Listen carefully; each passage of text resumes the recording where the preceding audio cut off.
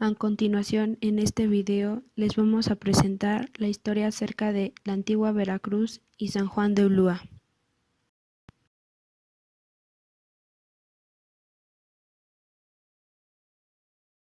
La antigua. ¿Cuándo se fundó? En 1525, la Villa Rica de la Veracruz fue trasladada al sitio conocido actualmente con el nombre de la Antigua. Permaneció ahí hasta 1600, año en el que se asentó en el lugar que ocupa actualmente, y que el lugar casi abandonado donde se había asentado, a partir de entonces se le llamó la Antigua, para diferenciarla de la Nueva Veracruz. A 28 kilómetros del puerto de Veracruz se localiza la Antigua. En este lugar existió un pueblo prehispánico denominado Huitzilapa. Se empieza a conocer como la antigua Veracruz o vieja Veracruz, en contraste con la nueva ciudad, nombre que conservó hasta el siglo XIX, cuando se abrevia solo la antigua. Historia. En 1519, el conquistador Hernán Cortés tomó de un templo de Huitzilapan 2 libros indígenas que remitió a España y que ha conservado con los nombres de Códice Vidonovesis y Códice Nutal. Como se sabe, ante lo inhóspito de los cadetes arenales fronteras de San Juan de Ulúa y frente a los nortes que despiadadamente azotaban a las embarcaciones, Hernán Cortés y su gente se dieron a la búsqueda de un sitio abrigado donde fundar un puerto para comunicarse con ultramar. Creyeron encontrarlo en Villarrica en mayo de 1519, pero solo se detuvieron ahí temporalmente. Finalmente, se trasladaron en 1525 a las orillas del río Huitzilapan, hoy la Antigua. Ahí edificaron una pequeña población que, hacia 1574, un geógrafo de las Indias, Juan López de Velasco, describiría como un pueblo de 200 vecinos españoles y con más de 600 esclavos africanos para el trabajo de descarga. Contaban entonces con caja real, iglesia, parroquias, 2 monasterios, además de un hospital de la caridad, a través de la Antigua, que recibía la mercancía de los barcos que atracaban en San Juan de Ulúa. Se realizó todo el tráfico mercantil entre la Nueva España y la península ibérica casi durante 75 años. Sin embargo, al concluir en el siglo XVI, la población perdería su importancia al trasladarse a Veracruz, al sitio donde originalmente Cortés fundó el primer ayuntamiento frente al islote de San Juan de Ulúa. Al lugar casi abandonado se le llamó a partir de entonces la Antigua, para diferenciarlo de la Nueva Veracruz. En ese mismo año se estableció en la misma la antigua Alcaldía Mayor de la Iglesia Católica. En 1819, Guadalupe Victoria instaló ahí su base de operaciones. El más interesante de los antiguos edificios que sobrevivieron es la llamada Casa de Cortés, una edificación colonial destinada en realidad a funciones público-administrativas. Una bellísima ceiba que crece sobre los muros, abrazando las paredes y creciendo sobre las mismas, le da un rasgo particular a la añosa casona en ruinas. Otro edificio que está bien conservado es la Ermita del Rosario, la cual, en su sencillez, refleja los primeros alientos evangélicos de las órdenes mendicales del siglo XIX. En 1855 fue otorgada una concesión a los extranjeros, pasada de la Ciudad de México y continuará hasta Acapulco, por lo que se le llamó Ferrocarril Interoceánico, ya que comunicaría el Golfo de México con el Océano Pacífico. En 1874 quedó abierto el tramo Veracruz-Puente Nacional. Un mes después, la vía llegó a Rinconada y el 17 de junio de 1865 llegó hasta Jalapa. Durante la Revolución Social de 1910, la región fue testigo de las enconadas luchas y sus habitantes participantes en el movimiento armado de emancipación política y económica, con anhelos de mejoramiento colectivo. Y mientras la vieja cabecera municipal, la Antigua, se separaba del ferrocarril interoceánico por el río, continuaba declinando. San Francisco de las Peñas se levantaba airosa, por ello fue que a partir del 1 de enero de 1913, la cabecera del municipio pasa de la Antigua a la Congregación de San Francisco de las Peñas. Al año siguiente, este decreto es derogado, pero es finalmente el 1 de abril de 1925 que regresa como cabecera del municipio. A consecuencia de la ley del 6 de enero de 1915, dada por don Venustiano Carranza, y el artículo 27 de la Constitución General de la República, bullían las inquietudes agrarias, sobre dotaciones y restituciones de tierras. Los campesinos del municipio de la Antigua comenzaron a solicitar tierras en dotación: Salmoral, El Hatillo, Pureza, La Antigua y Playa Oriente. Por esa época llegó a este lugar José Cardel. Ya fogueado en la Revolución Constitucionalista, allí recibió alojamiento dedicándose a cultivar una pequeña fracción de tierra que facilitaron los vecinos del lugar. Levantando una choza para albergue de su familia, Cardel se convirtió en un orientador de los campesinos del municipio, pues además de sus ideas revolucionarias, había realizado estudios en Orizaba y Jalapa, y por sus méritos en campaña había obtenido el grado de mayor. Las luchas agrarias eran evidentes y los encuentros entre agraristas y guardias blancas mano negra se repetían constantemente, contando muchas vidas de los pobres campesinos que anhelaban la tierra que les señaló la ley agraria. A principios de febrero de 1923, en el puerto de Veracruz, la comisión organizadora de una central campesina en el estado, que fue auspiciada por el sindicato de inquilinos encabezado por Herón Poral, determinó verificar una gira por diferentes poblados de la región y el primer punto que tocó fue la estación de Salmoral, donde tuvo contacto con José Cardel, Bartolo González, los hermanos Maximino y Nicolás Blanco, que pertenecían al comisariado ejidal de dicho lugar. La comitiva visitante estaba integrada por Úrsulo Galván, Antonio H. Belloso, Guillermo Cabal, Sóstenes M. Blanco y las damas María Luisa, Carmen y Rosa, y algunos campesinos de Carrizal, Tenampa, Tlacotepec de Mejía. Este comisariado ejidal y todos los comités y comisariados de la región se interesaron por la formación de esa central campesina que habría de unirlos y que sería a la postre la Liga de Comunidades Agrarias. Cardel fue uno de los fundadores cuando se logró en Jalapa el convenio el 23 de marzo de 1923, quedando dentro de la mesa directiva en calidad de primer secretario, es decir, el segundo del presidente, que fue Úrsulo Galván. En la Liga pudo desarrollar amplia labor en beneficios de los campesinos, y cuando Úrsulo Galván fue enviado a Moscú por el gobernador Tejeda a finales de octubre de 1923, Cardel quedó al frente de esa institución. Funciones. La Antigua, en ese momento llamado Veracruz, sirvió como baluarte comercial que reguló por más de 7 décadas el tráfico de los navíos mercantes que anclaban en los muelles de San Juan de Ulúa, provenientes de España, así como los que partían rumbo a la península ibérica.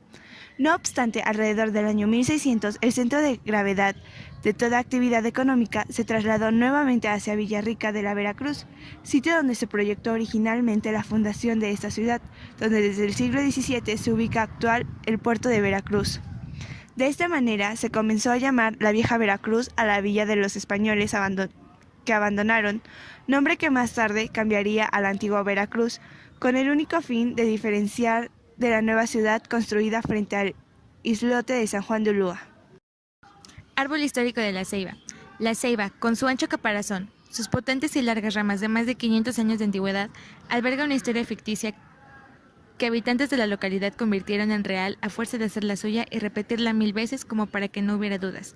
En los cimientos del pueblo prehispánico, llamado Huitzilapa, los pobladores juegan trepados en la ceiba y la resguardan celosamente como otro de sus monumentos históricos, junto con una de las casas mandada a construir por el español y la primera ermita de América. Se cree que fue en su tronco donde Hernán Cortés mantuvo atados los navíos de la Armada Española.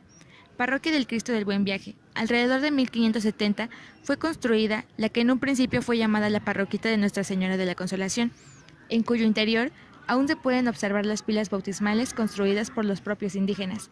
En la actualidad, este templo recibe el nombre de Parroquia del Cristo del Buen Viaje y es frecuentada por las personas de origen negro.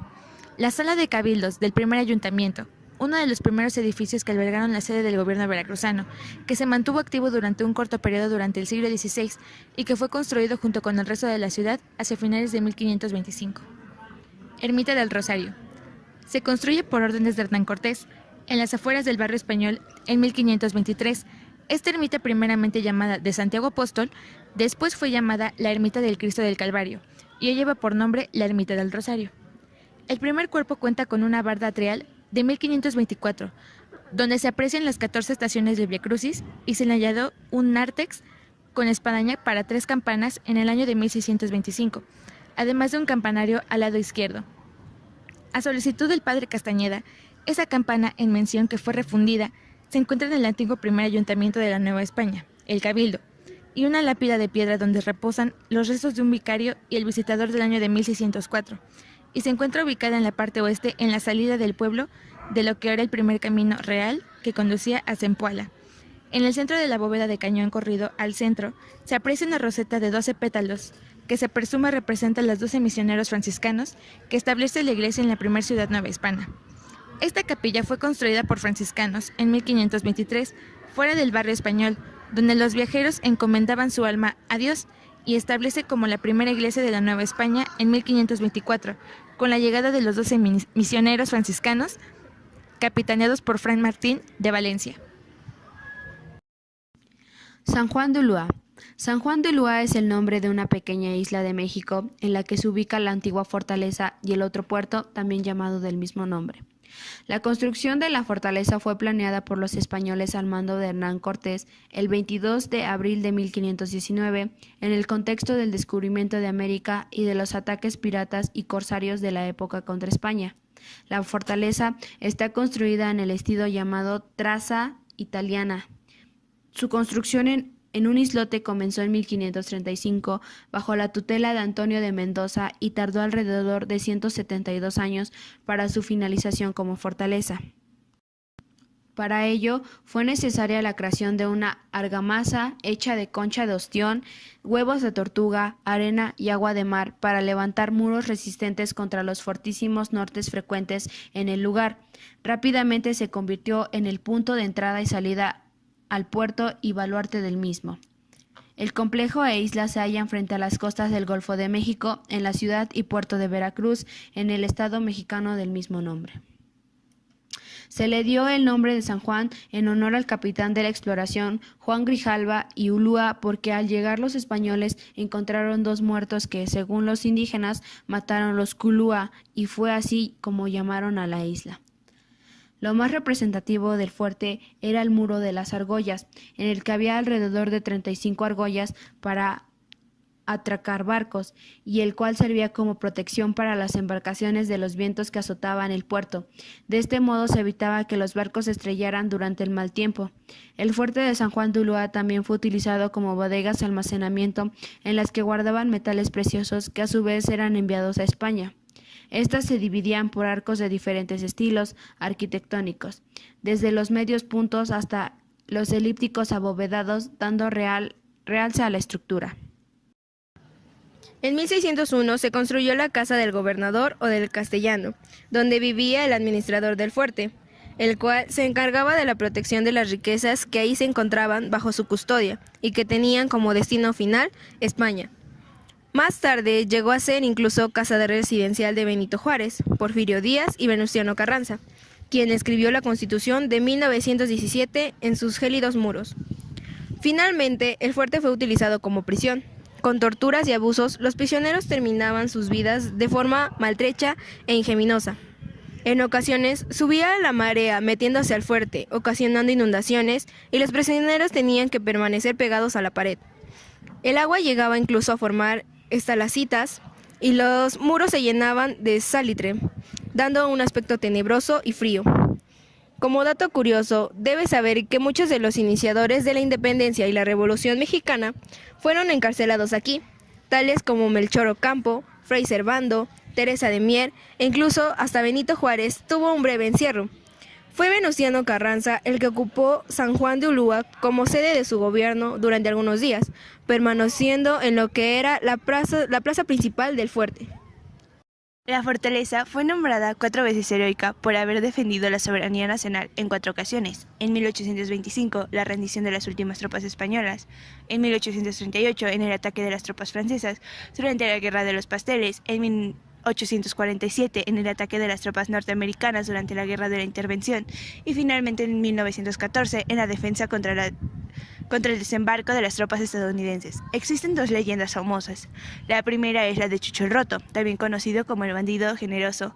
Él robaba a los ricos para ayudar a los pobres. Fue de los pocos que logró escapar una vez de la prisión, pero volvió a ser arrestado y murió ahí. Para llegar a la celda en la que se encontraba, tienes que recorrer algunos pasillos con un techo no muy alto. Al llegar notarás que era un lugar completamente a oscuras y bastante frío debido debido a la humedad que provocaba por el agua del mar que se filtraba en las paredes.